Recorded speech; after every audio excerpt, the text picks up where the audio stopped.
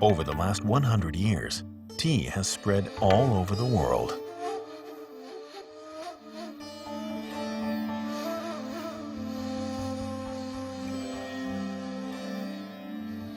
From Asia to Africa, tea has managed to find a home in the soils of different nations. Tea is an inclusive thing.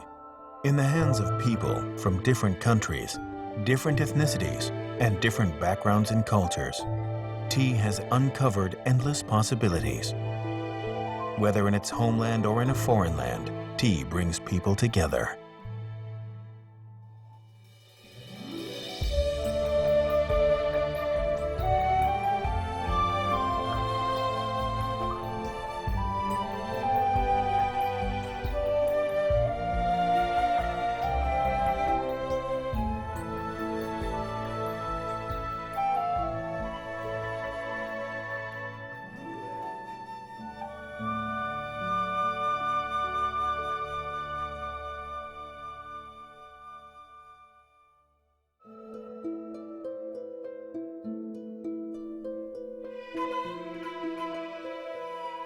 In the south of China, the color of early spring is golden.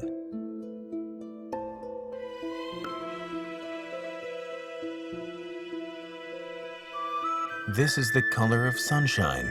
It is the color of rapeseed flowers.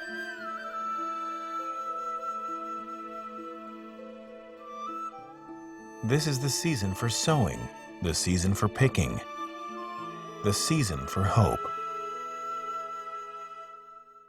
As gold fades away, green takes its place. Spring is the time for tea.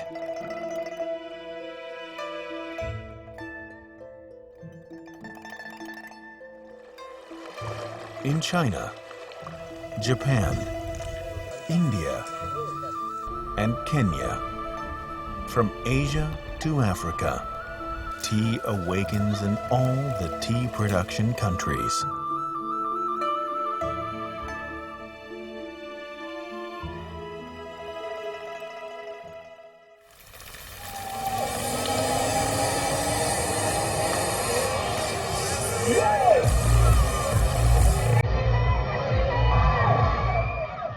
In Thailand, tea is the art of water.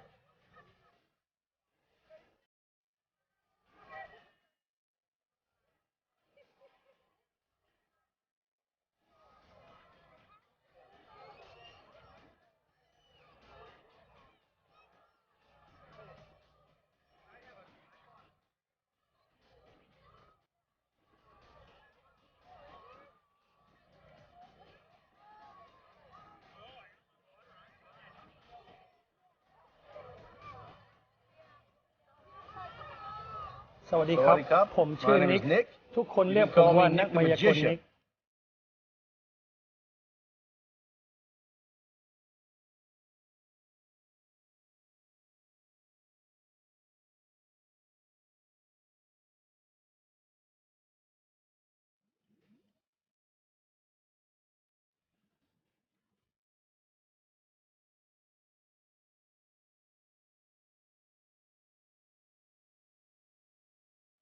ผมเล่นมายากลยากไม่เก่งแต่ผมเล่นมายากลน้ำเก่งที่สุด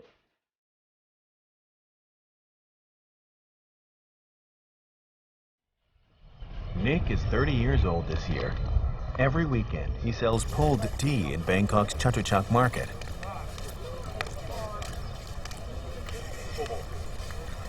Milk tea came from India to Malaysia. Malaysians discovered that when milk is mixed with tea, pulling it can make it more fragrant and its texture smoother. Because of Nick's amazing pulling techniques, he is known as a magician.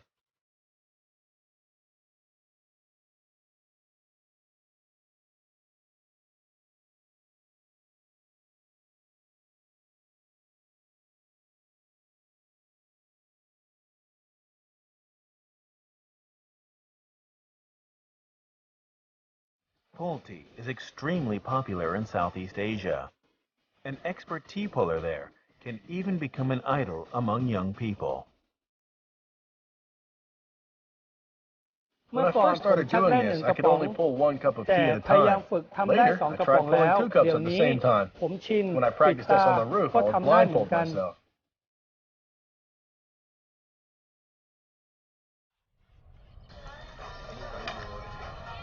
Nick sells close to 300 cups of milk tea at the Chatuchak market every day. Every cup costs 20 Thai baht, about 4 renminbi.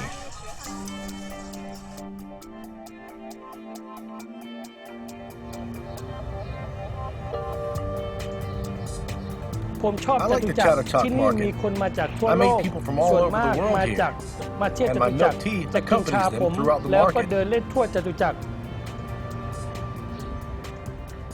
น้ำมีชีวิตเหมือนเราทุกแม่น้ำทุกคนมีชีวิตเหมือนแม่น้ำทุกสิ่งทุกอย่างก็เปรียบเสมือนแม่น้ำอยู่ในกรุงเทพน้ำให้ทุกสิ่งทุกอย่างมันมีจิตวิญญาณและทุกคนเรียกที่นี่ว่ากรุงเทพและเป็นศิลปะเกี่ยวกับน้ำในมือผมมีน้ำกับชาผมให้เขาลอยเหมือนลิบบิ้นคนไทยชอบกินชาอร่อยเมื่อเห็นคนชักชากลิ่นหอมลอยอยู่ตรงหน้าชาคงอร่อยแน่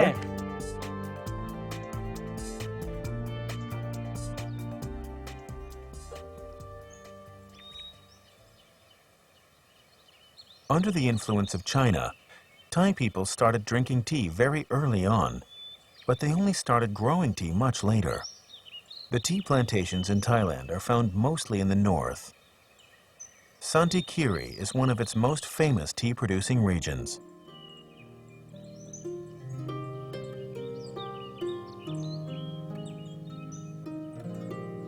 I came to Santikiri because of a woman. She was from Santikiri.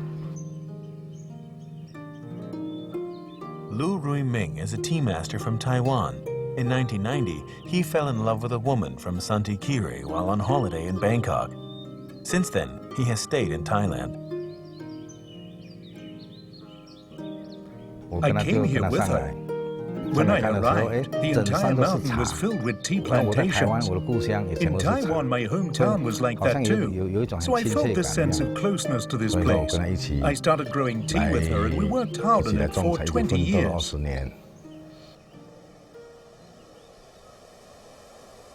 Santikiri is located at the edge of the drug-producing Golden Triangle region. It was once controlled by an armed militia. Since the 1980s, the United Nations started encouraging the Golden Triangle region to begin producing tea instead. Tea has given the people in Santikiri a new lease on life. Lu Rui Ming brought with him the techniques of making Taiwanese oolong tea. The people here call him Brother Ming.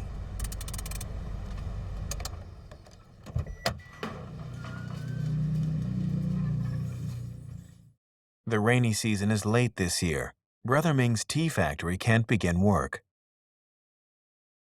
It usually starts raining in March. It'll start raining and raining from then on. But this year we don't know what to do. The rains haven't come, and all the farmers are wondering what to do now.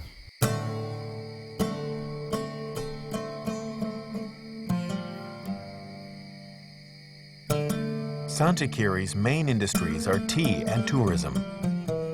There are many ethnic minorities living here. To many Western tourists, Santikiri is the region in Thailand that most reminds them of China. Santikiri has a few thousand ethnic Chinese who are descendants of the Kuomintang soldiers. They identify as being from Yunnan.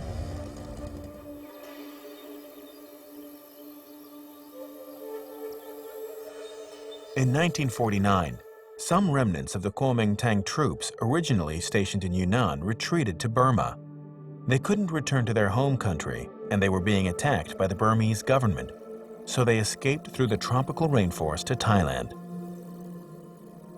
There, they became mercenaries for the Thai government.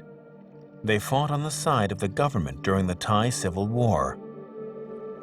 In 1982, they handed over their weapons and became Thai citizens.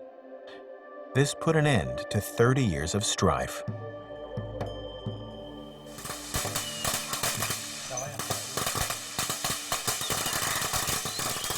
Now these former soldiers and their grandchildren grow tea for a living. They still practice their Chinese rituals, such as offering tea to the god of the mountain. Every year, Brother Ming joins them in their ritual.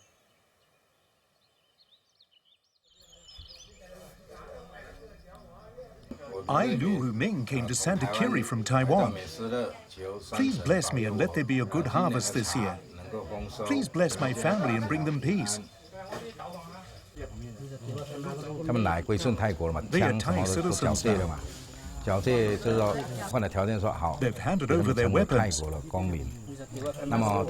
exchange, the Thai king gave them almost 6,000 acres of land to grow crops on. 一来，为什么种茶的原因是这种样？那个时候让我们民宿了，让职业没有，西贡就叫说，请民宿了一到八组，去那个就是一个这个你岳父农美营家边去种茶。我们每个村民啊，一家一户就砍一棵树，就去那边坐着，然后飞机来装了来行茶。 说我们美食路是种茶的，不做什么毒品，是种茶为业。所以说我们茶的生产营运是这样引起的，然后就是这样一批种茶来了，这是种茶的营运引起。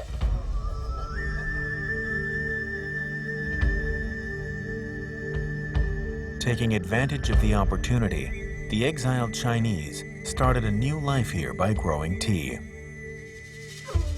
The climate and soil of Santa Kiri are similar to Yunnan, making it a good place to grow tea.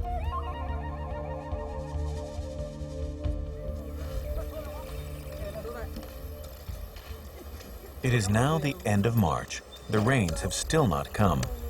Brother Ming puts his energy into building the factory instead. Last year, Brother Ming ended his 20-year marriage with his wife. He used to own the biggest tea factory in Santa Kiri. After his divorce, he gave all his property to his ex-wife. I did think of going back to Taiwan, but when I thought about it some more, I've been here for almost 20 years now. I like the old soldiers here and their children. Everyone here knows who I am too. I once told them that now that I'm in Thailand, I want to make these Thai tea leaves famous throughout the world.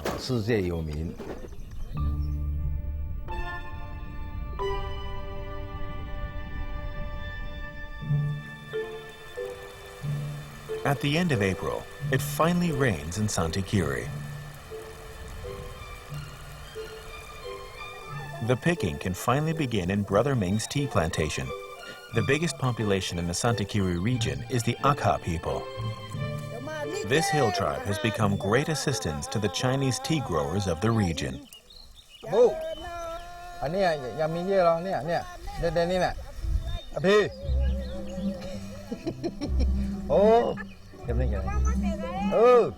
Brother Ming's tea production method comes from Taiwan.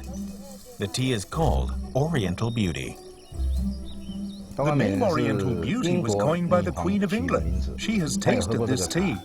To produce this tea, you need the help of the tea green leafhopper. It's a type of insect that's green in color. It sucks the juices of the plant. That is why we don't use pesticides or fertilizers. In Santa Kiri, Brother Ming is famous for his tea-making techniques. People will come to him from all over the region with their tea leaves and ask him to make oolong tea out of them. To make Oriental Beauty tea, the leaves have to be withered after they are picked. They become much heavier than other tea leaves. If the leaves are not withered, the tea wouldn't be sweet. I told him the leaves have to be this long, but he gave me leaves this long instead, and he mixed them together. I can't make Oriental Beauty tea with these leaves. This is not Oriental Beauty anymore, it's Occidental Beauty.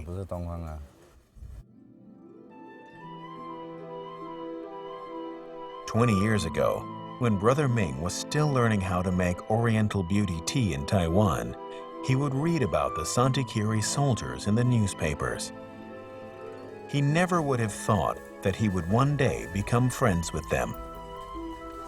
The soldiers would come and ask me how much I was going to sell the tea for. They said the tea that they planted could only sell for a few dollars per kilogram. I told them that my tea in Taiwan would sell for $1,000 per kilogram. They said that's impossible. The monthly salary in Thailand is about $2,000 to $3,000 a month. Who would buy a tea that costs $1,000? I said, never mind, let's just try growing it. Nowadays, Brother Ming hopes to make Santikiri tea famous with his Oriental Beauty tea.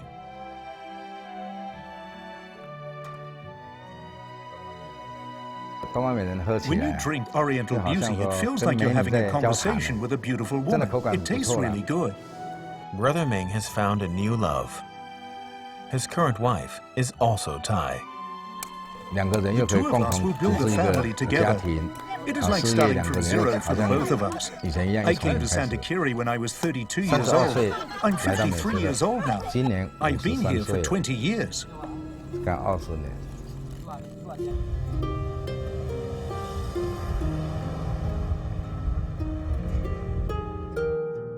I spent my youth here. I told the soldiers when I first arrived that I wanted to turn Santikiri into Lugu. They said, what is Lugu? I replied, it's a place to buy tea with tea factories.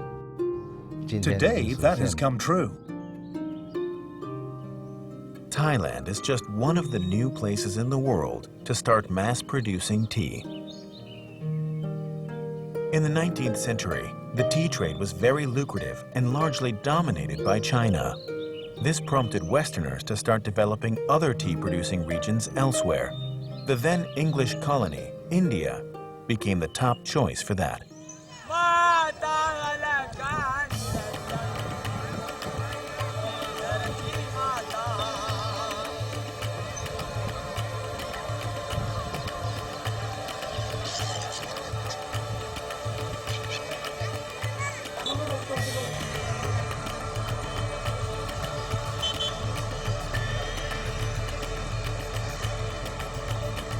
After 30, 35, 36 years, I also feel like that tea has gone into my blood. If you cut somewhere, I don't think blood will come out. It will be tea, maybe Darjeeling tea, which will come out.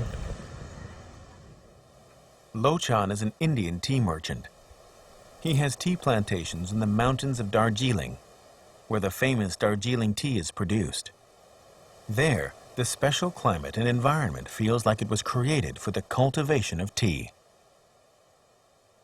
The Darjeeling district grows this Darjeeling tea, which has got its very unique aromatic flavors.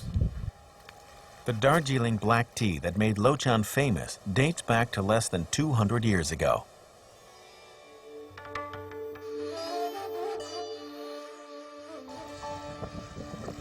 India neighbors China to the west. Both countries have had trade ties since ancient times. The practice of drinking tea came to India very early on. But the people who really turned India into a tea-producing region were the English. 1700 or 1800, their main revenue came from tea only. So these people wanted to plant tea somewhere outside China because China was charging them very high and they want to grow their own. 30 years ago, Lochan started his tea business. He has always been interested in the history of tea in India. In 1824, an English officer discovered wild tea trees in Assam. This strengthened the resolve of the English to start producing tea in India. More than a decade later, the first batch of tea leaves grown in Assam was sent to London. But at the time, the quality of the Assam that was produced didn't manage to win many people over. The general consensus of the English tea drinkers was that tea produced in China was still superior. They appointed someone to take out the planting material, like the tea seeds, tea bushes, and then once it is established, to make tea, the tea implements, and then the tea makers. And this one was Robert Fortune, and then he was here, made many trips, and he went around many areas. More than 100 years ago, the English botanist Robert Fortune went to the Wuyi Mountains in Fujian in the hopes of bringing back the secret to making black tea. He disguised himself as a Chinese person. He even learned Chinese. After spending 3 years in the tea-producing regions of the Wuyi Mountains, he finally mastered the technique of making black tea. Fortune realized that the technique and tea plants were not enough. He managed to convince 8 experienced tea producers from the Wuyi Mountains to come with him to India. We can no longer find the names of these 8 people. These unknown tea makers spent their entire lives building the tea industry in India, but they never managed to return to their homes in China, living out their days in a foreign land. Lochan has traveled the tea routes from China to India many times. His favorite tea-producing region in China is Yunnan, the place where the very first tea leaves were produced. So many varieties here.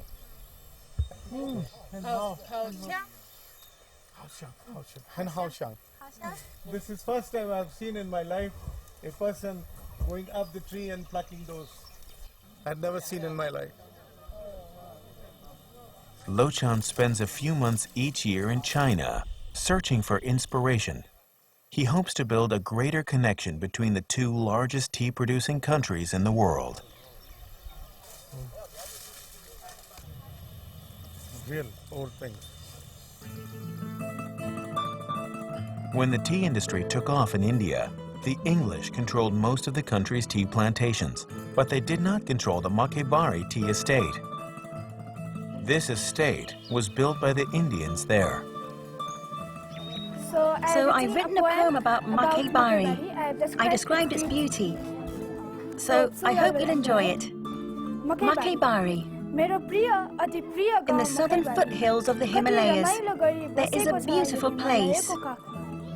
It wears a cloak of green. That is the tips of the green tea leaves. In the morning, we can't see the sunrise, but we can hear the joyous cries of the birds.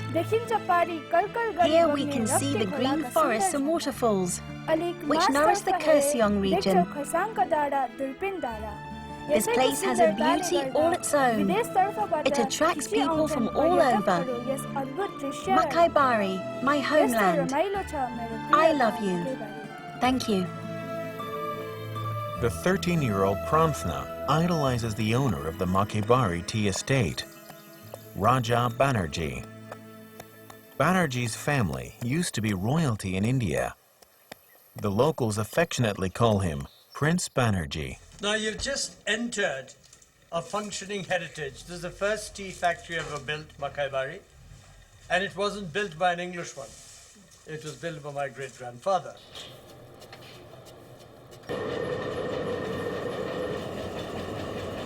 And I must introduce you to my bloodhound. This gentleman which you see, he's about 4 foot 6 inches, but he's got a nose like a bloodhound. He smells the first one, and then on the second one, he gives the instructions where to stop it. So his name is Indre, and he's my bloodhound for this. Of course, he calls the shots, he lives in his own bubble, and nobody can touch him, tamper with him. Although the processing of tea leaves is important in determining the quality of the tea, the most important factor is, after all, the soil in which they grow. We apply cow dung compost, over 1,000 tons every year. And that has to be well managed, because if the compost is not well managed, then it becomes a poison or you lose nutrients either way. So it has to be just right. Most farmers farm for profit. It is only the balance sheet, most. But most farmers forget that they are also artists.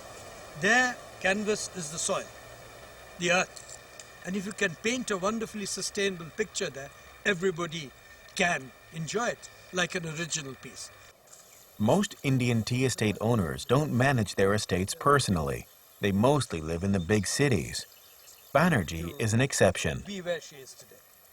Is she the only one?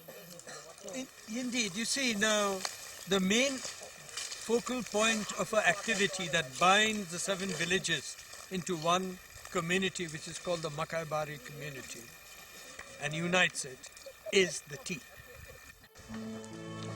Banerjee graduated from Cambridge University in the UK 20 years ago and returned to the Makebari tea estate. He was the first to produce organic tea in India. He also built an ideal home here. He protects the environment and wildlife here. He built free schools, kindergartens, libraries, hospitals, and opened up the homes of the villagers to visitors to give them more income. This would have been impossible in a remote mountainous region without him. Because of this, Banerjee is the hero of many children here.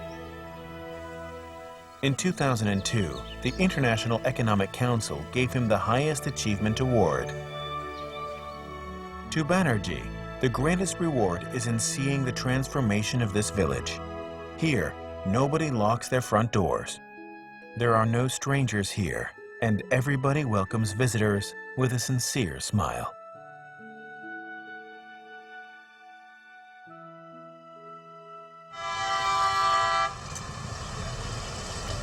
India has only been producing tea for around 200 years.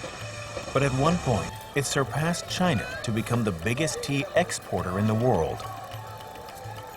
At first, the tea leaves produced in India were almost exclusively sent to England, until one day, more tea was produced in India than was consumed in England. The English started encouraging locals to start drinking tea. Before this, the favorite drink in India was sugar and milk. Now, they have turned that favorite drink into milk tea. Today, 70% of the tea produced in India is consumed in India. There is a tea stall on almost every street corner.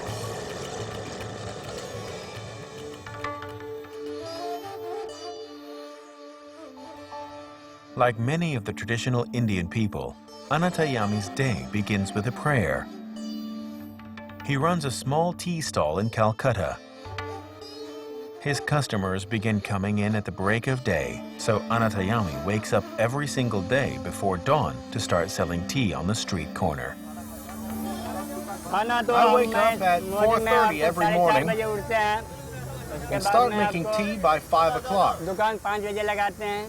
I eat my breakfast from 9 to 9:30, and then my lunch at around 2 in the afternoon. Around 6:30 to 7:30 in the evening, I close up my stall. Anatayami moved to Calcutta from the outskirts of the city 18 years ago. He has been making a living from his tea stall. He adds more milk to his tea than other tea stalls, drawing a bigger crowd of customers in the area because of it. I have no big dreams. I just want to do this. It feeds my family. Every cup of tea sells for 6 Indian rupees, which is 60 cents renminbi. After taking away his overhead costs, he makes more than 200 rupees every day. I run this stall myself, and I don't have any help. I've been doing this for a long time now. This is how I pay my 2 children's way through school. I hope they become doctors. They're working hard at it. I hope they can do it to make their daddy proud. Indian milk tea is best drunk from a coolar. These coolars are seldom used twice. Once the tea in it is finished, it is smashed onto the ground. From the earth it came, to the earth it returns. To the Indian people, this is the most natural thing to do. It is not a waste at all. Anatayami's coolars come from a factory 45 kilometers away, where they are made by hand. Prajapati has been making these coolars since he was a child 40 years ago. I came from central Benares. We moved to Calcutta 60 to 70 years ago.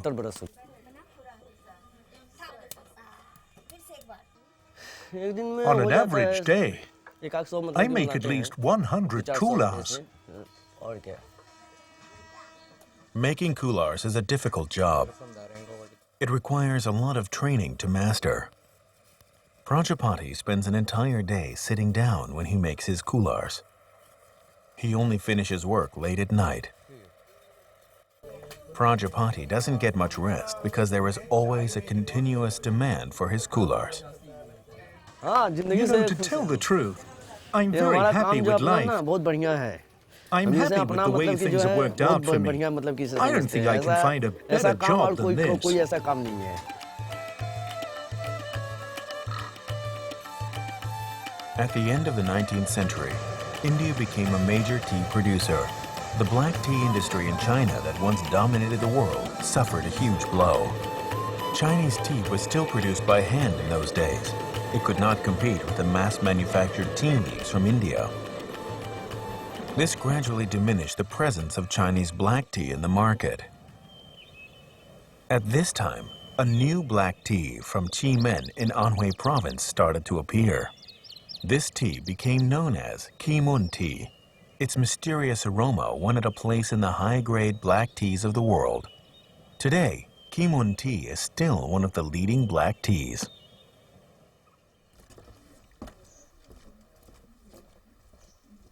Xie Yongzhong has worked in a tea factory for most of his life. Every tea season, he makes a small batch of handmade tea for himself. We would go with our grandmother and mother to the mountains to pick tea leaves when we were young. When I graduated from school, I joined a tea factory and started making tea. Kimun tea was first produced in the second half of the 18th century. In the early 20th century, it was one of the 3 top black teas in the world, along with India's Darjeeling tea and Sri Lanka's Ceylon tea.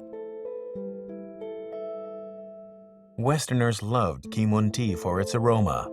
They even coined a term for it, the Kimun aroma.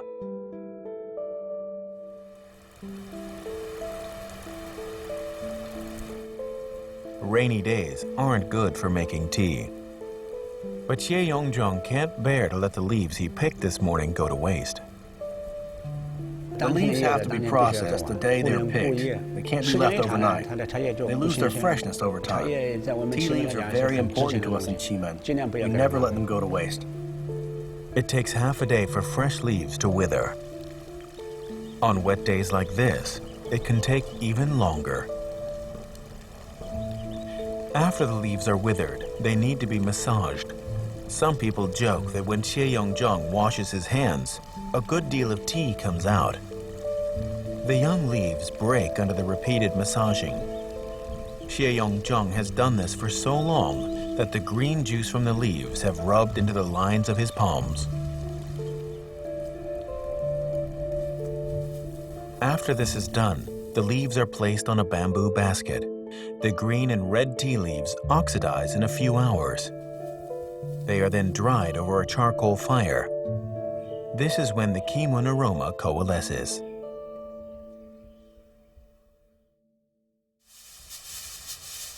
For the tea that Xie Yongzhong drinks himself, a day's work of rough processing will suffice. But in a factory, this tea needs to be further refined. The refinement process takes place in 17 steps. Then the leaves are placed in a sack and smashed. The leaves are sifted again using sieves of different sizes to separate them according to thickness and length.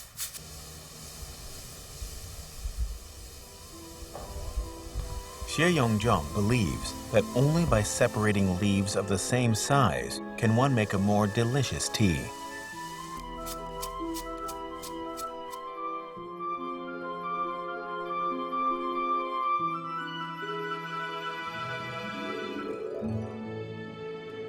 The intricate Kimun tea was originally made for export. Even the tea masters at the factory couldn't afford to drink the tea that they made themselves. We don't drink the tea that we make. We cannot do that. Our tea is more expensive and takes a lot of effort to make. It needs to be exported to satisfy the demand for it. If everyone here starts drinking it, we'll finish everything in no time.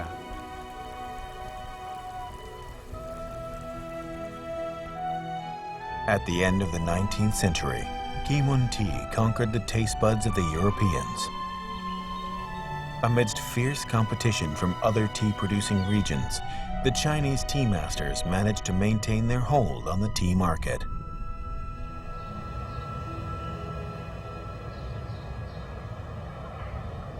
A hutong in Beijing's Xidan district is about to be demolished. Liu Qi grew up in this hutong. He is now 70 years old. This small courtyard houses the memories of many generations.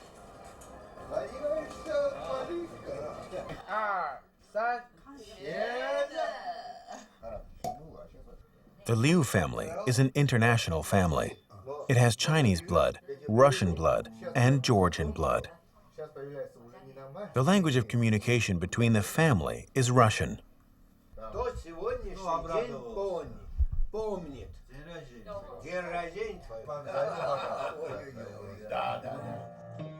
Before their house is demolished, Liu Qi takes out a few old photographs.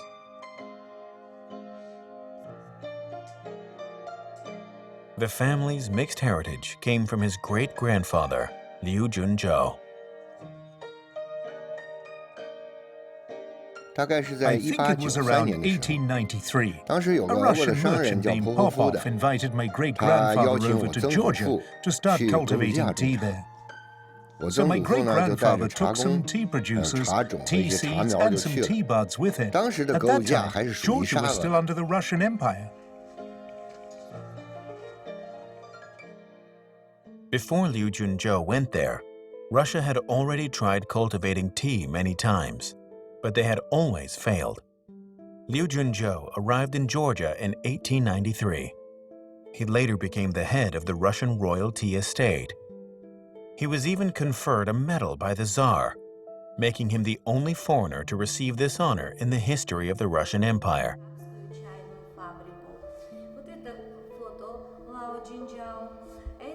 Liu Qi has always been interested in his great-grandfather's story. He started doing business in Georgia when he was young. After his retirement, he went to Georgia many times to find out more about his great-grandfather and his family history.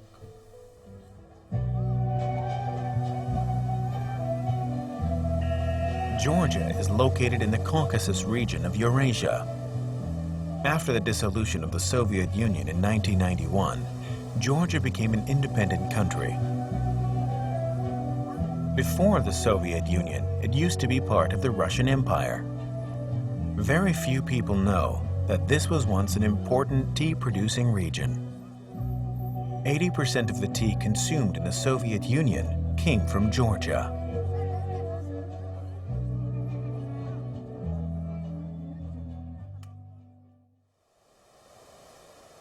The Russian people have long had an affinity for tea.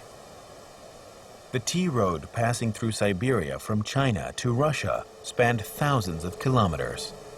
Since the second half of the 18th century, it was one of the most vibrant trade routes in the world. Because of the long journey to reach Russia, tea became a prized commodity there. Transplanting tea to a more accessible region was always a dream for the Russians. Georgia borders the Black Sea and has a climate similar to China. Naturally, it became the first choice for tea cultivation.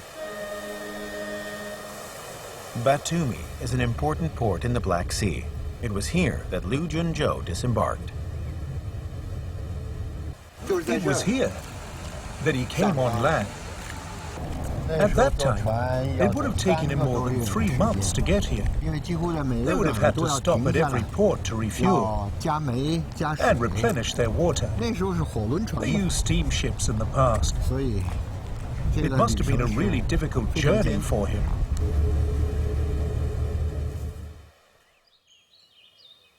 Liu Junzhou's tea plantation used to only be 30 kilometers away from the port. One has to look really hard now to see that this used to be a tea plantation. It is abandoned now. Nobody is looking after it. The tea plants are all ruined. What a waste.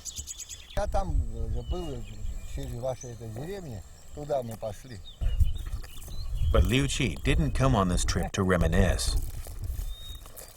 When the Soviet Union dissolved, Georgia's tea production went into decline.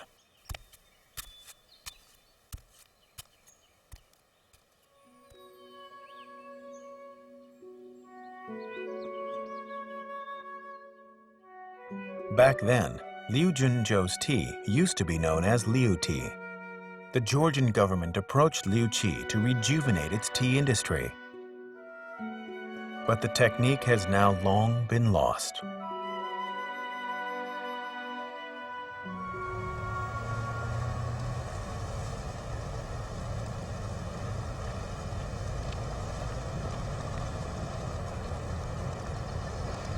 In order for Liu Qi to find some clues, he will need somebody's help. Bailong is my friend. He has always been interested in Chinese culture. He even practices Chinese martial arts. He fell in love with this tea, but he couldn't find it anywhere. So he would come to China. He would always go to Malian Road in Beijing. Later, he set up a Chinese tea house in Georgia, serving all kinds of Chinese tea. The tea that he makes is very fragrant and strong.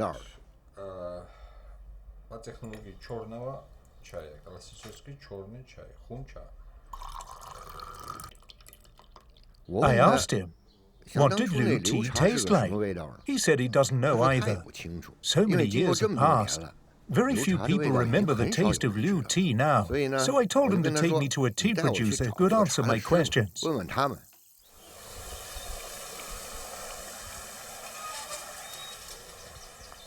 Bailong's tea comes from a tea master named Datuo. Datuo used to be the head of agriculture in the Autonomous Republic of Madjara. He later quit and went home, dedicating himself to producing tea. Datuo is very particular about his tea. The flowers on his table come from his garden. He would go to the backyard to pick some wild fruits, like wild berries, cherries, and other berries. He plants them all himself. Georgians love black tea. They make a thick, concentrated version of it first. Then they add water to dilute it. They drink it with honey or sugar. They like it sweet. Datuo makes tea the old-fashioned way. He lets the tea leaves wither naturally, massages them, lets them oxidize, and dries them. The methods of making black tea are pretty much the same everywhere. But Liu tea might have its own peculiarities. They are trying to find out more about its methods too. Georgian tea has become very different from Chinese tea now. Unfortunately, Datuo didn't manage to solve the mystery of Liu tea. Liu Qi has been in Georgia for a while now. He hopes to find an answer before the end of the summer. This way, he'll still have time to hire helpers from back home before spring next year, when he hopes to begin planting the first crops in his great-grandfather's plantation. Today, he receives news that someone in the very first tea factory in Georgia might know something about Liu tea. This was once Georgia's biggest tea factory. Its manufacturing methods were passed down from Liu Junzhou's era.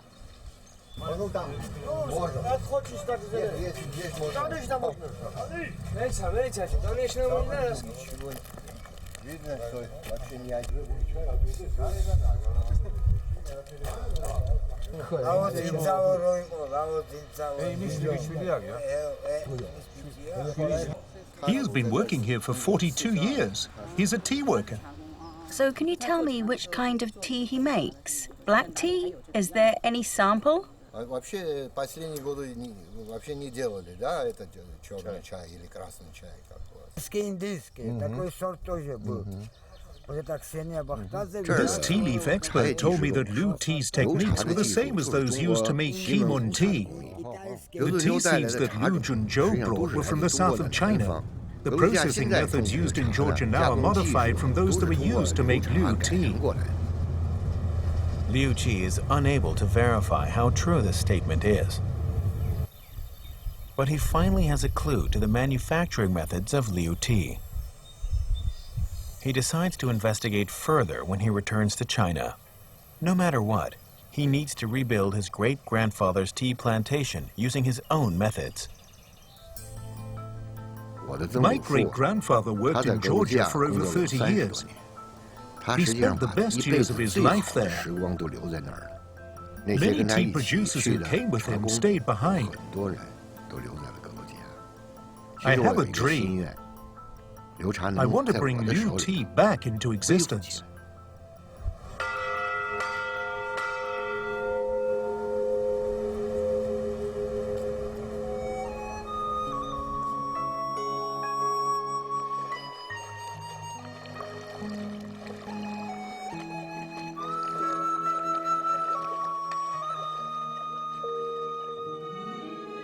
In the world of tea, people come and go.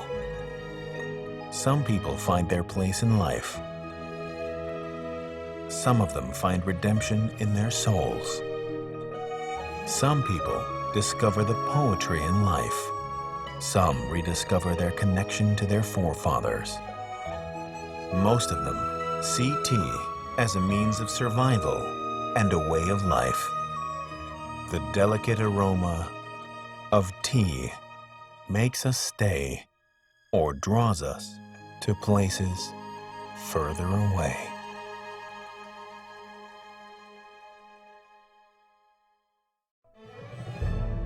England doesn't produce its own tea, but it has the biggest consumption of tea in the world. The English created the popular culture of enjoying afternoon tea. Its elegance and rich history speaks to the dignity of man. Tea, the Story of a Leaf, Episode 5. Time stops for tea.